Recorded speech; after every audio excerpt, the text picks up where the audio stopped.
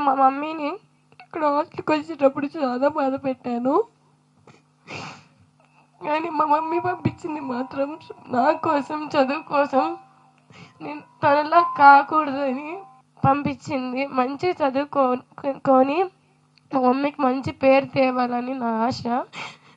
మా మమ్మీ నా కోసం పొద్దుస్తమానం ఇంట్లో పని చేస్తుంది.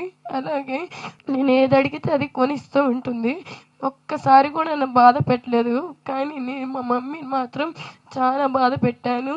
మా మమ్మీ నా కోసం ఇంట్లో పనే కాకుండా బయట వాళ్ళ బట్టలు కూడా కుడుతూ పని చేస్తూ ఉంటుంది. మా డాడీ కూడా ఇంట్లోనే కాదు బయట కూడా లారీలు తోలుతూ నైట్ డ్యూటీస్ కూడా చేస్తాడు. నా చదువు కోసం అని పని చేస్తూ ఉంటాడు.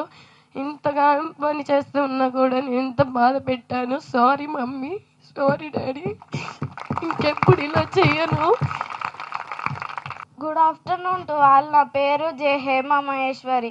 మా మమ్మీ పేరు శైలజ. మా డాడీ పేరు వెంకటేష్.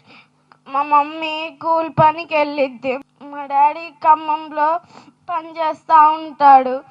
మా డాడీ పని ఊడవటం, అంటే బయట రోడ్లు ఇవి ఊడవడం. కానీ మా డాడీ నాకు ఏదైనా లేదంటే ఎమ్మట్లోనే తెచ్చిస్తాడు.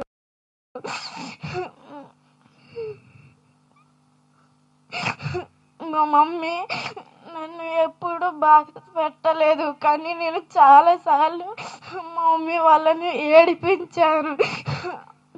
Sorry mummy, sorry daddy.